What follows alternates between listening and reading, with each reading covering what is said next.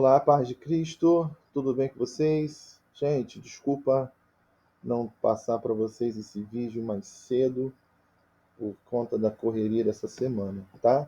Mas sem perda de tempo, vamos dar continuidade aqui às nossas aulas de escatologia. Hoje nós vamos finalizar o assunto profecia, falando sobre Daniel, e depois vamos abordar o assunto de tribulação e grande tribulação, tá bom? Vamos lá. Então, abra sua Bíblia em Daniel, capítulo 7, a partir do versículo 1. Eu não vou esperar você dar uma pausazinha aí no vídeo para você procurar a referência. Mas diz assim, Daniel 7, versículo 1 diz: No primeiro ano de Belsazar, rei de Babilônia, teve Daniel um sonho e visões na sua cabeça quando estava na sua cama. Escreveu logo o sonho e relatou a suma das coisas. Falou Daniel e disse: Eu estava olhando na minha visão da noite, e eis os quatro ventos do céu agitavam o mar grande, e quatro animais grandes, diferentes uns dos outros, subiam do mar. O primeiro era como leão, tinha asas de águia, enquanto eu olhava, foram-lhe arrancadas as asas, e foi levantado da terra, e posto em pé como um homem, foi-lhe dado um coração de homem. Continuei olhando, e eis aqui o segundo animal, semelhante a um urso, o qual se levantou de um lado, tendo na boca 3 costelas entre os seus dentes, e foi-lhe dito assim: Levanta-te e devora muita carne. Depois disto, eu continuei olhando, e eis aqui outro semelhante a um leopardo, e tinha 4 asas de ave nas suas costas. Tinha também este animal 4 cabeças, e foi-lhe dado domínio. Depois disto, eu continuei olhando nas visões da noite, e eis aqui o quarto animal, terrível, espantoso e muito forte, o qual tinha dentes grandes de ferro, e ele devorava e fazia em pedaços, e pisava aos pés o que sobejava. Era diferente de todos os animais que apareceram antes dele, e tinha 10 chifres. Estando eu a considerar os chifres, eis que entre eles subiu outro chifre pequeno, diante do qual 3 dos primeiros chifres foram arrancados. Eis que neste chifre havia olhos, como os de homens, e uma boca que falava grandes coisas. Eu continuei olhando, até que foram postos uns tronos, e um ancião de dias se assentou. A sua veste era branca como a neve, e o cabelo da sua cabeça como uma pura lã. Seu trono era de chama de fogo, e suas rodas de fogo ardente. Um rio de fogo manava e saía de diante dele. Milhares de milhares o serviam, e milhões de milhões assistiam diante dele. Assentou-se o juízo e abriram-se os livros. Então estive olhando por causa da voz das grandes palavras que o chifre proferia. Estive olhando até que o animal foi morto, o seu corpo desfeito, entregue para ser queimado pelo fogo. E quanto aos outros animais, foi-lhe tirado o domínio, todavia foi-lhes prolongada a vida até certo espaço de tempo. Eu estava olhando nas minhas visões da noite, e eis que vinha nas nuvens do céu um como o Filho do Homem, e dirigiu-se ao ancião de dias, e o fizeram chegar até ele. E foi-lhe dado o domínio, a honra e o reino, para que todos os povos, nações e línguas o servissem. O seu domínio é um domínio eterno, que não passará, e o seu reino tal, que não será destruído. Quanto a mim, Daniel, o meu espírito foi abatido dentro do corpo, e as visões da minha cabeça me perturbaram. Cheguei-me a um dos que estavam perto e pedi-lhe a verdade acerca de tudo isso, e ele me disse, e fez-me saber a interpretação das coisas. Estes grandes animais, que são quatro reis que se levantarão da terra. Mas os santos do Altíssimo receberão o reino, e o possuirão para todo sempre, e de eternidade em eternidade.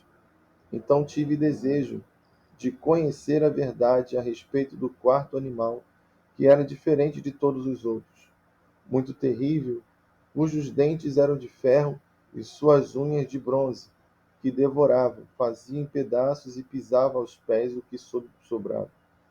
E também a respeito dos 10 chifres que tinha na cabeça, e do outro que subiu, e diante do qual caíram 3, isto é, daquele que tinha olhos, e uma boca que falava grandes coisas, e cujo parecer era mais robusto do que dos seus companheiros.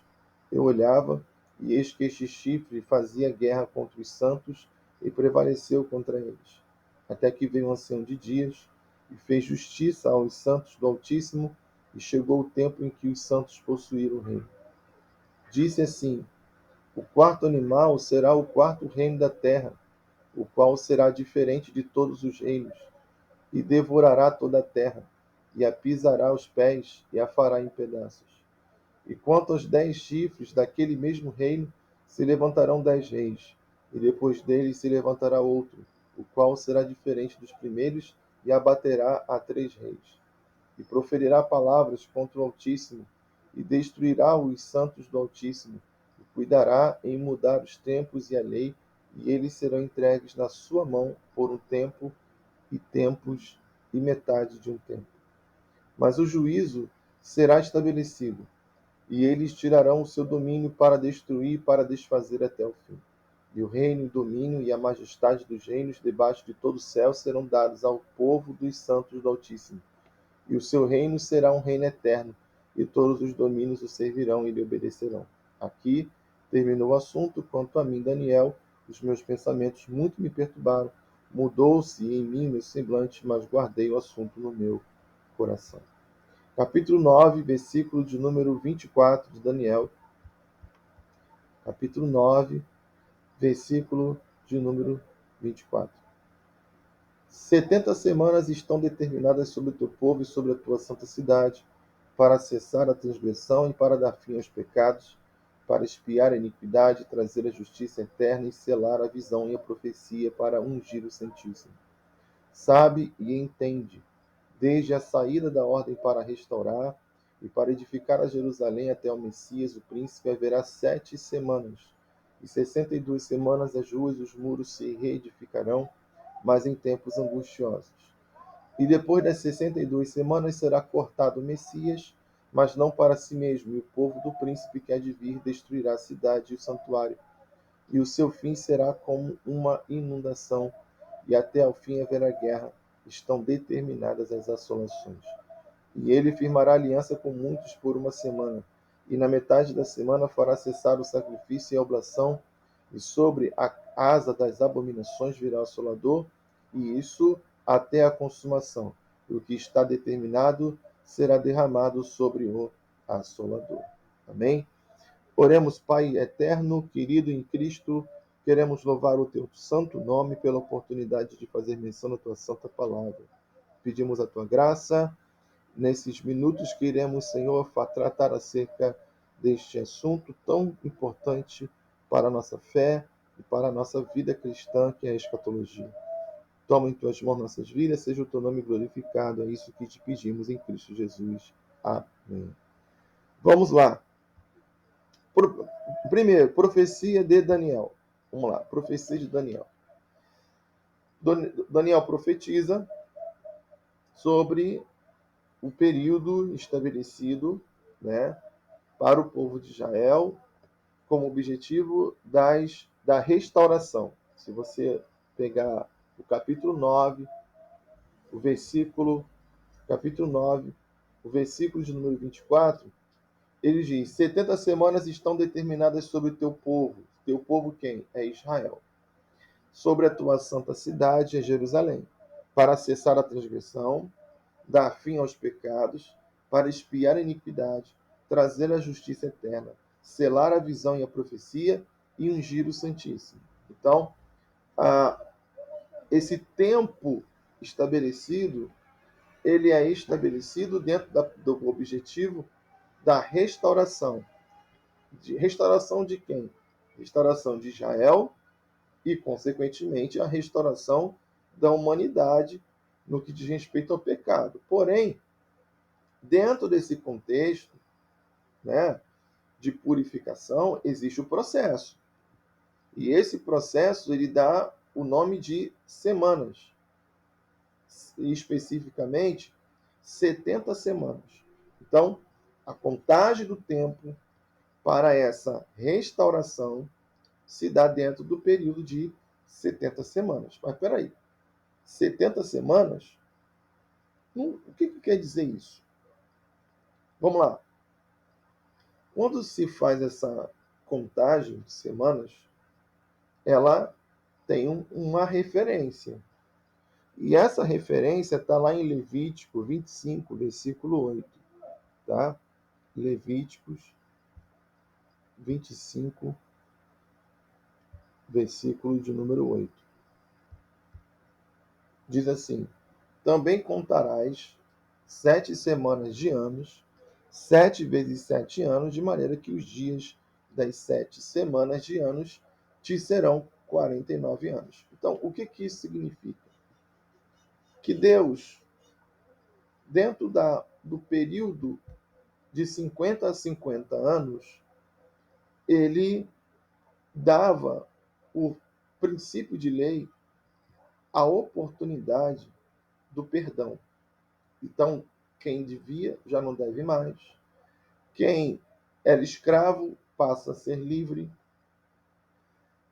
Quem havia perdido a propriedade tem a sua propriedade restituída. Então, de 50 em 50 anos, havia o chamado ano do jubileu, que era justamente o período de restituição. E essa contagem se dava através de semanas de anos. Então, cada semana equivalia a 7 anos. Porque uma semana tem 7 dias. Se tratando de semanas de anos, então, uma semana tem 7 anos. E o ano do jubileu se contabilizava justamente por 7 vezes 7, 49 anos. Então, contava-se 49 anos, o 50º ano seria o ano do jubileu, e assim sucessivamente. Né? Então, essa forma profética se utiliza da lei do levirato, tá? Para trazer a ideia do povo de Israel sobre o tempo em que haveria de acontecer uma restauração plena de Israel. E outros textos bíblicos vão se referir a esse tempo profético para a reedificação de Israel. Não somente dentro de um parâmetro político, geográfico, mas também dentro do âmbito espiritual. Né? Então, se contabiliza-se esse tempo, 70 semanas. E aí, ele vai dizer que esse tempo começa justamente desde no versículo 25, né? Desde a saída da ordem para restaurar e para edificar a Jerusalém até o Messias, o príncipe. Haverá 7 semanas e 62 semanas. As ruas e o muro se reedificarão, mas em tempos angustiosos. O que isso significa? Vamos lá. Então, entendemos que esse tempo de 70 semanas, ele começa a partir da ordem. Ordem de quem? Cumprindo-se a profecia de Isaías, capítulo 45, versículo 1, Ciro é aquele que determinará, né, a, a ida do povo de Israel para começar a reedificar a cidade, o templo. Né? E aí você lembra lá no texto de Neemias, capítulo 1 até o capítulo 4, né? Esdras. Então, justamente esse período é o período que se determina a, a reedificação, né? A reedificação. Diante disso, diante dessa condição, se contabiliza 7 semanas. Se contabiliza 7 semanas. Então, haverá 7 semanas. Que 7 semanas são essas? Então, é o período que se dá desde a ordem, ok? Desde a ordem até a conclusão da reconstrução dos muros e da cidade. 49 anos. Então, eu digo a reconstrução completa, tá? Dos muros e da cidade. 49 anos. Concluiu-se os 49 anos, que eu estou no capítulo 9 versículo 25 de Daniel. Preste atenção. Então, essas 7 semanas iniciais, ok? Está lá no capítulo 9, versículo 25, que vai dizer assim: desde a saída da ordem para restaurar e para edificar a Jerusalém até ao Messias, o príncipe, haverá 7 semanas e 62 semanas. Então vamos lá. Essas 7 semanas iniciais vai desde a ordem de Ciro, né, até a conclusão da reconstrução da cidade de Jerusalém. Acabou a reconstrução. Inicia-se 62 semanas, que vai até o Messias, até Jesus, até quando Jesus entra na cidade de Jerusalém. Então, vamos lá, recapitulando: 7 semanas mais 62 semanas. Aí, essas 7 semanas vai desde a ordem de Ciro para edificar Jerusalém, ok?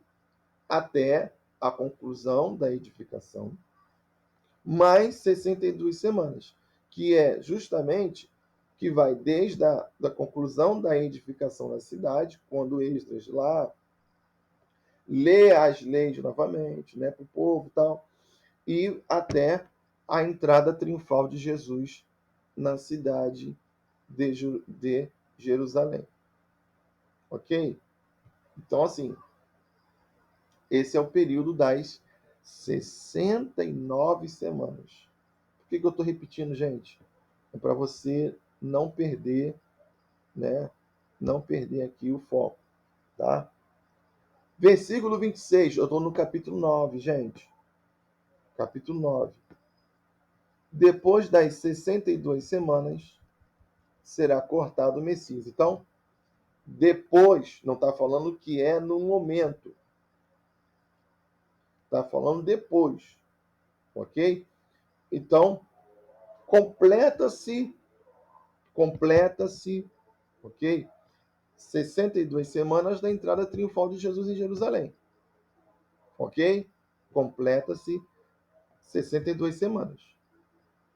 E claro, as 69 semanas. Claro, ok? Completa-se as 69 semanas. O texto vai dizer que depois, está lá, capítulo 9, versículo 26. Eu estou repetindo para você memorizar isso, gente. Capítulo 9, versículo 26. E depois das 62 semanas será cortado o Messias. Isso é crucificação. Ok? Será cortado o Messias, quer dizer, crucificação. Mas não para si mesmo. E o povo do príncipe que há de vir. Que povo do príncipe que há de vir? Gente, esse povo do príncipe que há de vir, príncipe, né? Esse povo que há de vir, é já o povo do anticristo, que destruirá a cidade e o santuário. Ora, a destruição da cidade e do santuário se dá justamente o quê? Depois da morte, ressurreição e ascensão de Jesus, que é a destruição de Jerusalém e do templo no ano 70. E diz assim: e o povo do príncipe que há de vir. Que povo do príncipe é esse? Gente, todos os povos, todas as nações, todos os impérios que surgiram ao decorrer da história, constitui-se um sistema do anticristo. Roma é um sistema do anticristo. E entendendo que o Império Romano foi o que empreendeu a destruição da cidade e o santuário, então o Império Romano constitui-se do povo do príncipe. Repetindo, que príncipe é esse, queridos? É o anticristo. Não necessariamente a pessoa do anticristo, mas o povo já pertence a ele, dentro de uma condição do sistema. Ok? Tranquilo? Tranquilo mesmo? Tá? Para você ter uma ideia aqui, lá em 1 João, capítulo de número 3, tá? Capítulo de número 3. Deixa eu só ir direto aqui ao ponto. Deixa eu ir direto ao ponto.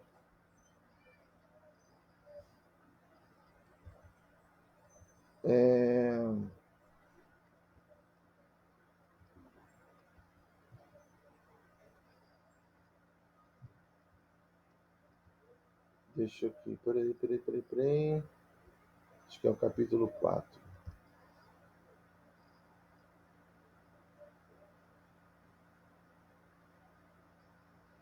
Acho que é o capítulo 4. Peraí. Capítulo 4. Versículo 3. E todo espírito que não confessa que Jesus Cristo veio em carne não é de Deus, mas este é o espírito do anticristo, o qual já ouvistes que há de vir, e eis que já agora está no mundo. Quer dizer, apesar da pessoa do anticristo não se ter manifestado até o momento, não significa que seu espírito já não atue. Então, esse espírito é essa consciência, esse sistema do mundo, né?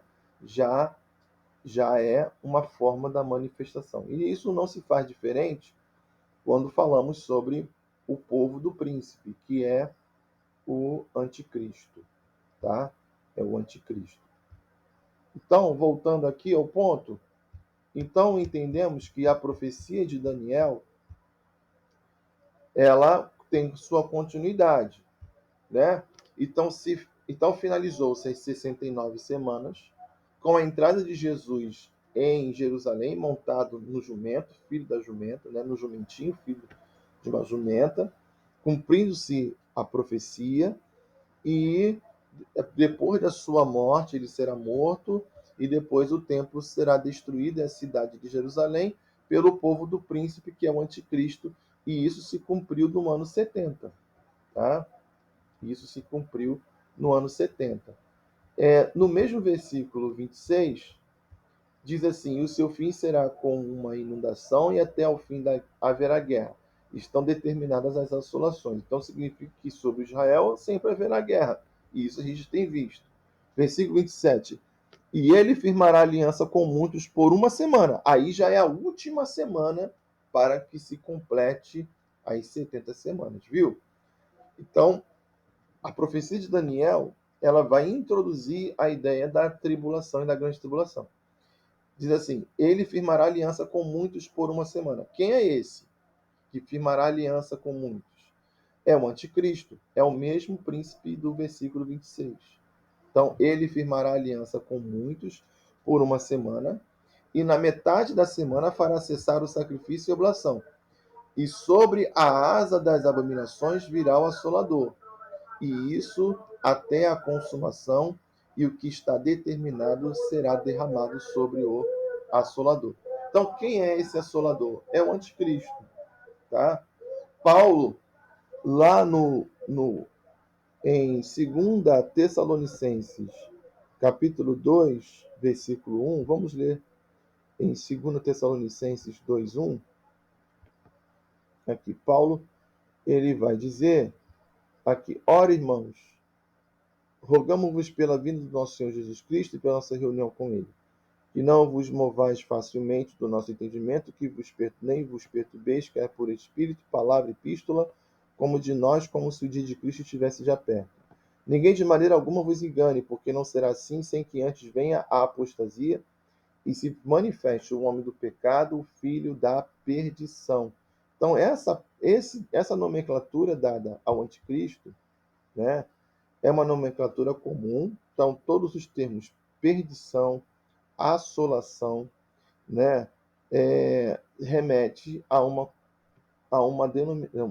nome, né, dado ao anticristo, tá bom? Então, a profecia de Daniel, ela abrange a grande tribulação.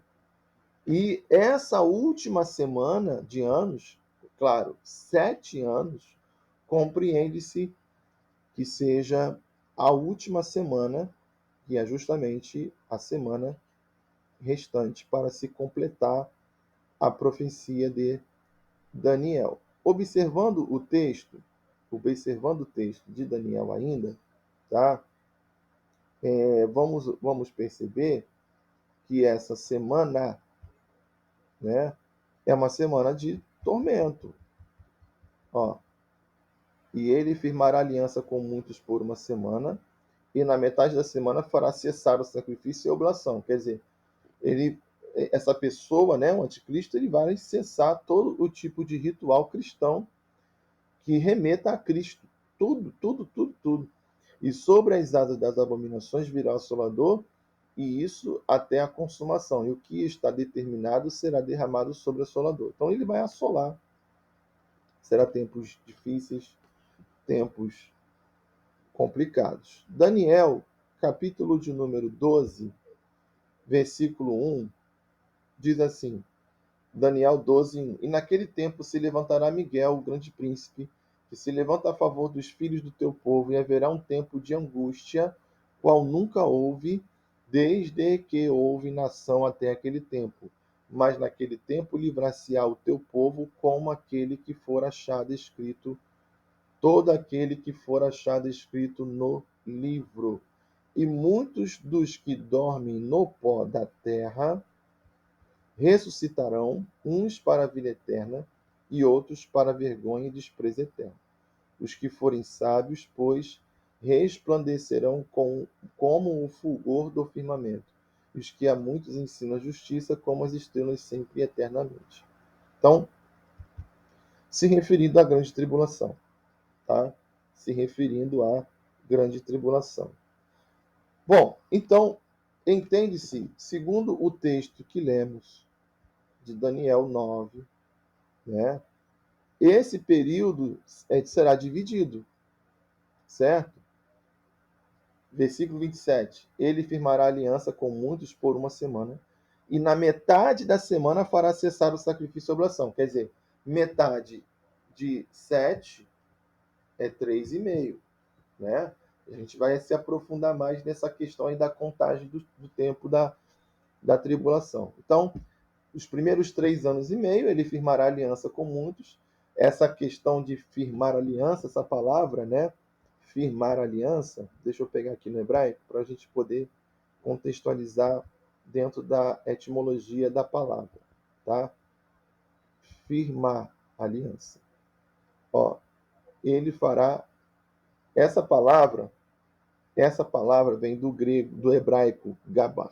Gabar significa prevalecer, ter força, né? Ser grande. Então, a forma dessa aliança será pela força. Não vai ser uma aliança de paz, tranquilidade. Não. O sistema será através da força, da imposição, ok? Através da imposição, ok? Através da imposição. Eu quero reler aqui no capítulo 7, tá? No capítulo 7, a partir do versículo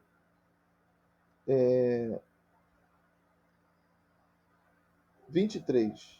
Daniel 7, 23 diz assim: Disse assim: O quarto animal será o quarto reino da terra, o qual será diferente de todos os reinos, e devorará toda a terra, e a pisará aos pés, e fará em pedaços. E quanto aos 10 chifres, daquele mesmo reino se levantarão 10 reis, e depois dele se levantará outro, o qual será diferente dos primeiros, e abaterá a 3 reis. Então, vamos lá. Essa profecia de Daniel, essa visão de Daniel sobre os animais, ele mesmo vai ter a interpretação que se refere a reinos. Quando se fala do quarto reino, dentro desse quarto reino, está lá no versículo de número 23, né, sobre o quarto animal, será o quarto reino da terra, o qual será diferente de todos os reinos. Devorará, pisará os pés, e quanto aos 10 chifres, daquele mesmo reino se levantarão 10 reis. Então, esse reino, esse quarto animal, se refere a um reino moderno, a um reino contemporâneo. Dentro desse contexto, os 10 chifres que surgirá nesse reino são 10 reis, 10 nações. Dentro dessas 10, se levantará um que abaterá, que se levantará, né? E será diferente dos primeiros, e esse reino abaterá 3 reis. O que significa isso? Que esse reino, que é comparado ao chifre menor, né? Ao chifre menor, está lá aqui no capítulo 7, versículo de número, versículo 20. Versículo 20. Versículo 20. E também a respeito dos 10 chifres que tinha na cabeça, e do outro que subiu, e diante da qual caíram 3, isto é, daquele que tinha olhos, uma boca que falava grandes coisas, e cujo parecer era mais robusto do que o dos seus companheiros. Eu olhava, e eis que este chifre fazia guerra contra os santos e prevaleceu contra eles. Quem é este chifre menor? É o anticristo, tá? É o anticristo. Então ele vai prevalecer contra os santos. Isso está lá em Apocalipse capítulo 12 também, tá? E ele vai surgir dentro desse contexto dos 10 reinos, das 10 nações. Vai prevalecer contra outros 3 reis, 3 nações, né? Ele vai proferir palavras contra o Altíssimo, está falando sobre o anticristo, vai proferir palavras contra o Altíssimo, destruirá os santos do Altíssimo, cuidará em mudar os tempos e a lei, e eles serão entregues à sua mão por um tempo, olha aí, um tempo e tempos e metade de um tempo. Então, considera-se que um tempo se refere a um ano, tempos se refere a mais de um ano, 2, e metade de um tempo se refere a 6 meses. Então, um ano mais 2, 3 anos, metade de um ano, 3 anos e meio. Eu estou em Daniel, capítulo 7, versículo 20, número 25. Versículo 26 diz: Mas o juízo será estabelecido, e eles tirarão o seu domínio para destruir, para desfazer até o fim. Né? Então, assim, será um tempo, essa primeira metade dos 7 anos, essa primeira metade da primeira semana, essa primeira metade dos 7 anos será de 3 anos e meio de uma forçada paz, de imposição dada pelo anticristo, vai forçar essa paz. Então, esse acordo de paz será entre quem? Israel e os árabes, ok? Como cumprimento profético dessa aliança, e ali sela-se o início dos 7 anos, dos últimos 7 anos, a última semana de Daniel. Ok? Então, essa primeira metade será uma primeira metade de uma forçada paz, será o momento em que Israel fará aliança com o anticristo, e eles serão escravos do anticristo, irão servir ao anticristo, até porque Israel vai crer que este personagem se refere ao próprio Messias, e eles só vão se dar conta de que não é na metade da na metade da grande tribulação, quando o anticristo se assentar como Messias no trono em Jerusalém. Isso está lá escrito em 2 Tessalonicenses. Vamos lá, vamos conferir. 2 Tessalonicenses, capítulo 2, a partir do versículo 5. A partir do versículo 5. Versículo 5 não, versículo 4. Versículo 4. O qual se opõe, está falando do anticristo, é a mesma coisa que Daniel diz lá no capítulo 7. O qual se opõe e se levanta contra tudo que se chama Deus ou se adora, de sorte que se levantará como Deus no templo de Deus, querendo parecer Deus. Então, Paulo está falando isso, está falando para a igreja. Paulo está falando para a igreja que ele vai querer ser adorado como Deus. Israel irá fazer assim até um determinado tempo, quando ele se assentar no templo de Deus como Deus, querendo parecer Deus, né? E aí isso acontecerá justamente na metade. Você vê que tem dentro de um paralelismo contextual. Vamos fazer um paralelo com Daniel, o texto lá de Daniel 7, né? Vamos fazer um paralelo aqui com Daniel capítulo 7, para a gente poder contextualizar e você entender o paralelo que Paulo está falando, é justamente usando o texto, né, do capítulo 7, versículo, aqui, ó, versículo 25: E proferirá palavras contra o Altíssimo, destruirá os santos do Altíssimo, e cuidará em mudar os tempos e a lei. E eles serão entregues na sua mão por um tempo, e tempos e metade de um tempo. Então você vê que essa condição de metade dos 7 anos está bem implícito aqui. Porque quando ele se posicionar para destruir os santos do Altíssimo, e aí irá insurgir essa é a segunda metade da tribulação, que dá-se o nome de grande tribulação. Então, a partir do momento que o anticristo se assentar como Deus e Israel passar a negá-lo, e aí haverá perseguição contra os judeus, e eles serão perseguidos pelo anticristo, e muitos serão mortos.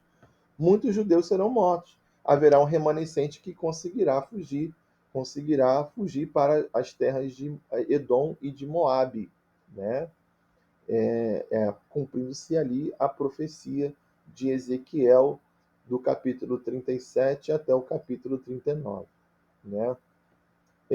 Então, esse é o período que é estabelecido como período de tribulação, que é a primeira metade. Né? A primeira metade. Ufa! Vamos lá. Vamos continuar aqui. Apocalipse, capítulo de número 6, versículo 1, começa o período tribulacional. Tá? E aproveitando ali o texto, nós vamos pegar aqui Apocalipse capítulo 6, Apocalipse capítulo de número 6, versículo de número 1. Diz assim: E havendo o cordeiro aberto um dos selos, olhei e ouvi um dos 4 animais que dizia como em voz de trovão: Vem ver. E olhei, eis um cavalo branco, e o que estava sentado sobre ele tinha um arco, e foi-lhe dada uma coroa, e saiu vitorioso para vencer. E havendo aberto o segundo selo, ouvi o segundo animal dizendo: Vem ver. E saiu outro cavalo vermelho, ao que estava sentado sobre ele foi dado que tirasse a paz da terra, e que se matassem uns aos outros, e foi-lhe dada uma grande espada.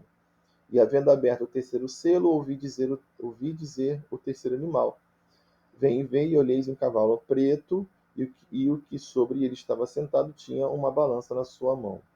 E ouvi uma voz no meio dos 4 animais que dizia: Uma medida de trigo por um dinheiro, e 3 medidas de cevada por um dinheiro, e não danifiques o azeite e o vinho.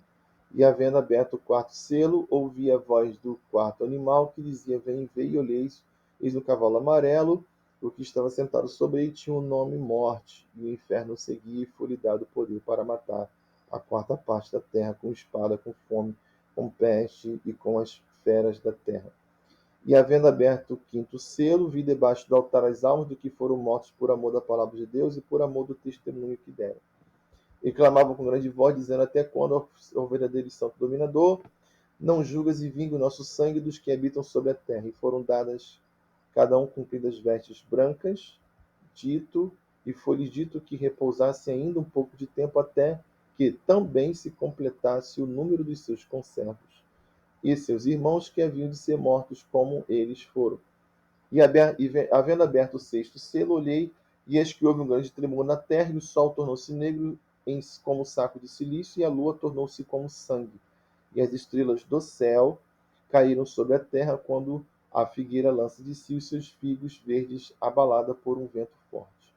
E o céu retirou-se como um livro que se enrola, e todos os montes e ilhas foram removidos de seus lugares. E os reis da terra, os grandes e ricos, e tribunos poderosos, servos, todo livre, se esconderam nas cavernas e nas rochas das montanhas.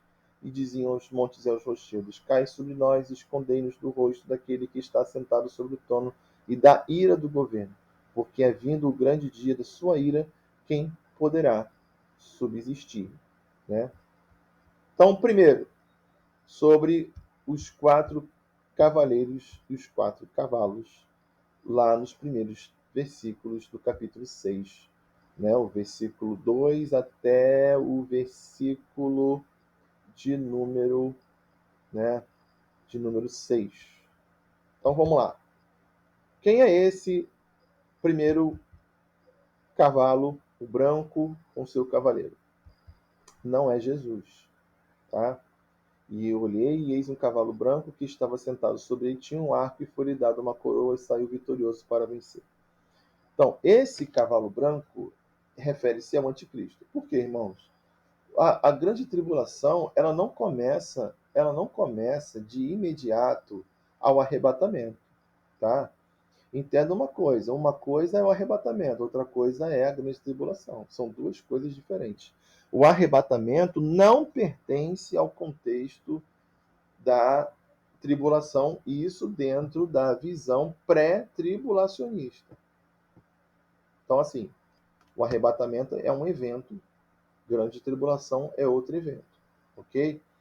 Tem possibilidade do arrebatamento acontecer dentro da grande tribulação? E aí depende da visão. Se a visão for meso ou mid-tribulacionista, que crê que o arrebatamento acontecerá na metade da grande tribulação, tudo bem. Mas mesmo assim, o arrebatamento é uma coisa, grande tribulação é outra. Tá? E tem os pós-tribulacionistas que acreditam que o arrebatamento se dará no final da grande tribulação. Mas vamos lá. Mas, independentemente da forma de interpretar, se é antes, se é durante ou se é depois, arrebatamento é uma coisa, grande tribulação é outra. Então, o que determinará o início da grande tribulação? O surgimento do anticristo. O surgimento do anticristo. Então, isso vai determinar o início dos 7 anos, ok?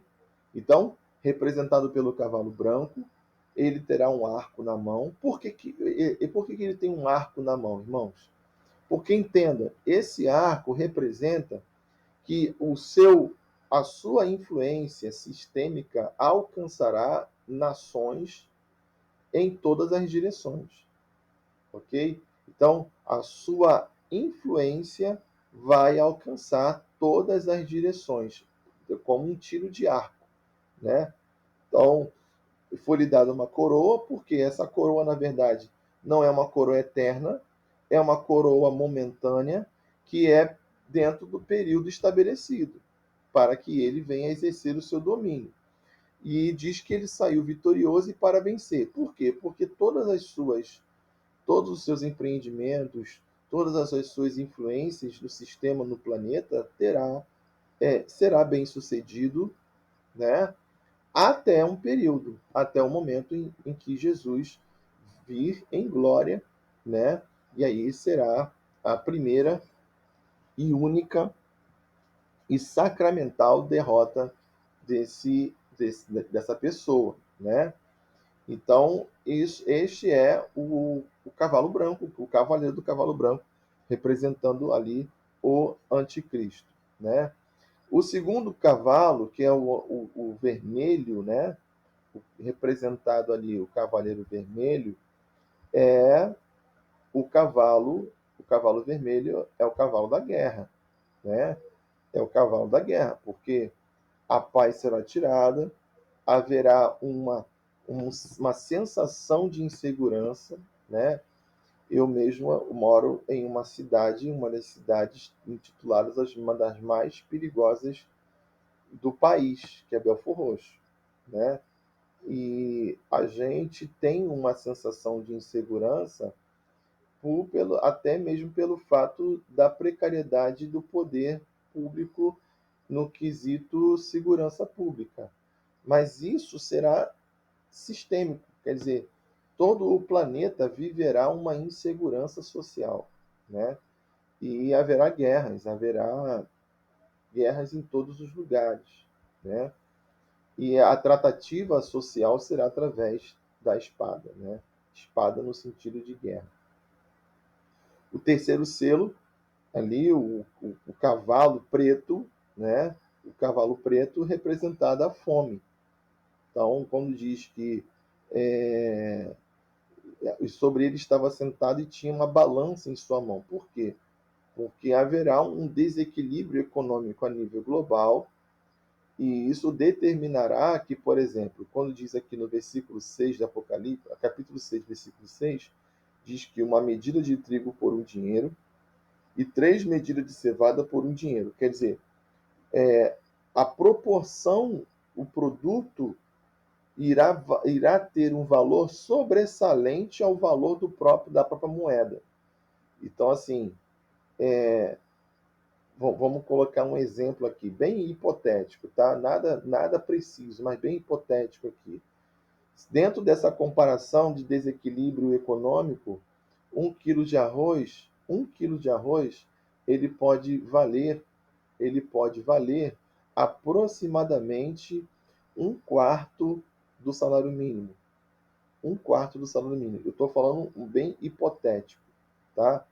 Bem hipotético. Um quarto de um salário mínimo seria hoje o que aí coloca aí aproximadamente uns R$ 300. R$ 300. Porque haverá uma desproporção em relação ao valor dos produtos. Então, em valor da comida, principalmente, né? E aí será um caos tremendo, terrível, né? Será um caos terrível. E havendo aberto o quarto selo, ouvi o quarto animal que dizia: Vem ver, e eis o cavalo amarelo. O cavalo amarelo é a morte. Gente, com as guerras, com a fome, com as crises, com as catástrofes naturais que se darão dentro de uma condição mais contínua do que é hoje em dia, terá muita gente morrendo. Muita gente morrendo. Muita gente mesmo. Né? Já o quinto selo refere-se às mortes dos santos, né? Porque haverá perseguições sistêmicas do anticristo sobre a todos, principalmente a Israel. Né? Haverá perseguição sobre todo aquele que proferir o nome do Senhor. E aí vem a questão: terá salvação na grande tribulação? Para quem é pré-tribulacionista, e que crê que o arrebatamento se dará na grande tribulação, não tem como ele crer que terá salvação de gentis, não. Eu creio que haverá salvação de gentis. Por isso que eu creio que o arrebatamento se dará na metade da grande tribulação. Agora, baseado no texto de Romanos 11, 25 e 26, depois do arrebatamento só vai ter salvação para os judeus. Então eu acredito que o arrebatamento se dará na metade da grande tribulação, entendendo que o texto que Paulo se refere a Tessalônica, a igreja de Tessalônica, falando sobre o anticristo assentar ao trono, refere-se a um fato que a igreja poderá estar presenciando e evidenciando através dos fatos do anticristo, e a igreja entender que é o momento de ser arrebatada. Então, assim, para mim, que sou midi-tribulacionista, acredito sim na salvação de gentis, acredito sim. Acredito também que essa salvação também abrangerá os gentis, judeus, para os judeus e gentis, até a metade da grande tribulação. Então, metade da grande tribulação, a igreja será arrebatada. Ok? E a partir das perseguições sistêmicas do anticristo, vai determinar a morte e o martírio, né? O martírio que é justamente dentro do contexto da visão do quinto selo, e aí os martirizados de períodos, todo o período da grande tribulação serão, ficarão aguardando a ressurreição, tá? Aguardando a ressurreição. Diz assim, capítulo 6, versículo 10: E clamaram com grande voz, dizendo: Até quando, ó verdadeiro e santo dominador, não julgas e vingas o nosso sangue dos que habitam sobre a terra? E foram dadas a cada um compridas vestes brancas, e foi-lhes dito que repousassem ainda um pouco de tempo, até que também se completasse o número dos seus conservos e seus irmãos, que haviam de ser mortos como eles foram. Então, assim, esse quinto selo, no meu posicionamento, se refere justamente à proximidade da metade da grande tribulação. Por quê? Porque existem os martirizados antes e os martirizados depois do arrebatamento. Então, esses que foram martirizados antes do arrebatamento estão justamente estes aqui. Os que serão martirizados após o arrebatamento é justamente esses que o Senhor diz, até que se completasse o número que diz, né? E foram dados a cada um cumprindo as vestes brancas. E foi-lhes dito que repousasse ainda um pouco de tempo, até que também se completasse o número de seus conservos e seus irmãos que haviam de ser mortos, como eles foram. Então, depois haveria de ocorrer de outros serem também martirizados, né? O sexto selo refere-se a um terremoto que vai acontecer, né, em pontos específicos do planeta e, e dando sequência a esse ponto, haverá uma mudança climática, uma mudança na atmosfera do planeta. Isso possivelmente se dará, possivelmente, hipoteticamente, é uma possibilidade de da ativação de vulcões, e esses vulcões em erupção vão determinar uma mudança atmosférica em todo o planeta, tá? Então, assim, dentro de uma hipótese. Eu não estou dizendo que é isto, eu estou dizendo que é uma hipótese que pode determinar que a atmosfera sofrerá uma grande influência dessas catástrofes, ok? E aí haverá um grande tumulto a nível global, né? A sociedade no planeta vai buscar refúgio em lugares mais protegidos e isso vai determinar, de alguma forma, que busquem refúgio por conta a, das catástrofes naturais. Ok? Capítulo 8, o sétimo selo. Capítulo 8, versículo 1, sétimo selo já se faz silêncio no céu por quase meia hora, né? E aí tem um aluno que brinca que no sétimo selo é porque as mulheres ainda não chegaram no céu, porque houve silêncio no céu, então somente os homens estavam no céu, somente os homens foram arrebatados, né? E aí alguns brincam dizendo que essa meia hora de silêncio é porque as mulheres não tinham chegado ainda, né? E depois que as mulheres chegaram, aí, né? Mas não, na verdade, que silêncio é esse? Esse silêncio no céu, muitos acreditam que seja um momento de expectativa e solenidade pelos anjos, né? Pelos anjos. Então, há um silêncio dos anjos no céu por quase meia hora, né? E o versículo 2 diz: E vi 7 anjos que estavam diante de Deus e foram dados 7 trombetas.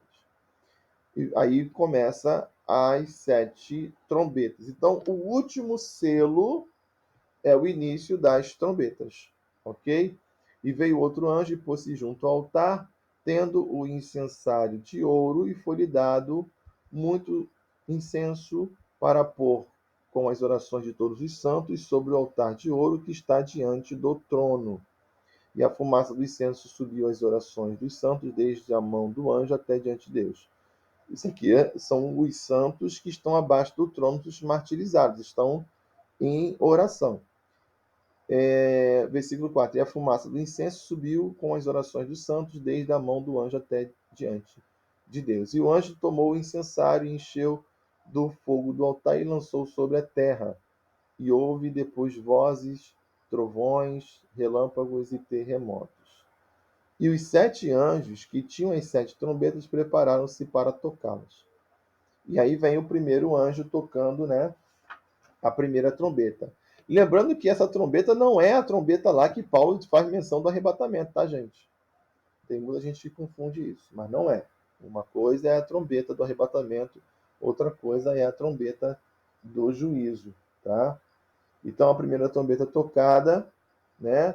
E o anjo, a primeira tocada, e aí vai descer granizo, né? Houve saraiva e fogo misturado com. Estou no versículo 7 do capítulo 8. Né? Granizo, saraiva é pedra, tá? É pedra e fogo misturado com sangue foram lançados na terra e foi queimada a sua terça parte. Queimou-se a terça parte das árvores e erva verde. Então, essa catástrofe determinou que uma terça parte das vegetações viesse a ser atingida. O segundo anjo tocou, né, a segunda trombeta, e foi lançado uma coisa como um grande monte, ardendo em fogo, e tornou-se em sangue a terça parte do mar. Então aí a terça parte do mar será transformada em sangue, né? Será transformada em sangue. E aí morreu uma terça parte das criaturas do mar. Terceira trombeta. Cai do céu uma grande estrela, ardendo como uma tocha, e caiu sobre a terça parte dos rios, e aí houve a contaminação, né, da água potável. Na terceira trombeta, quer dizer, você imagina, o planeta possui 1% de água potável, de toda a proporção de água que tem o planeta. Se 1% é contaminado, você imagina como se dará a precariedade de água potável no planeta. E essa contaminação não se dará somente dentro de uma ordem de rios e lagos, mas também em lençóis freáticos, quer dizer, vai contaminar a água potável. A quarta trombeta, o quarto anjo, né, vai se ferir a terça parte do sol, a terça parte da lua, a terça parte das estrelas, para que a terça parte dele se escurecesse e a terça parte do dia não brilhasse. Então, o dia vai perder o seu brilho, né? O dia vai perder seu brilho. Gente, professor, isso é literal? Gente, os textos, eles são pontuais e precisos. Então, ele tem o seu teor literal. Considerando que existem intérpretes que entendem que esses textos da tribulação, no que se refere a 7 selos, 7 trombetas, 7 taças, são simbólicos. Não, a maioria dos intérpretes não consideram que sejam simbólicos pelo seu teor literal, tá? Então, se tratam de eventos literais que ocorrerão a nível global, ok? Ah, versículo 13 do capítulo 8: olhei e ouvi um anjo tocar no meio do céu, dizendo grande voz: ai, ai, ai, dos que habitam sobre a terra, por causa das outras vozes das trombetas dos 3 anjos que hão de ainda tocar. Então, 5 trombetas foram tocadas. 5? 4. 4 trombetas foram tocadas, né? Vamos para a quinta trombeta. Aí já a coisa já começa a apertar, tá? Já a coisa já começa a apertar. Então, nessa quinta trombeta, vamos lá, capítulo de número 9. E aí toca-se a quinta trombeta. Uma estrela do céu cai à terra e foi-lhe dar a chave do poço do abismo. Então vai abrir um abismo e sairá desse abismo gafanhotos, tá? Gafanhotos. Está lá no capítulo 9 de Apocalipse, versículo 3. Quem são esses gafanhotos? Gente, não são demônios. E eu vou explicar o porquê que não são demônios.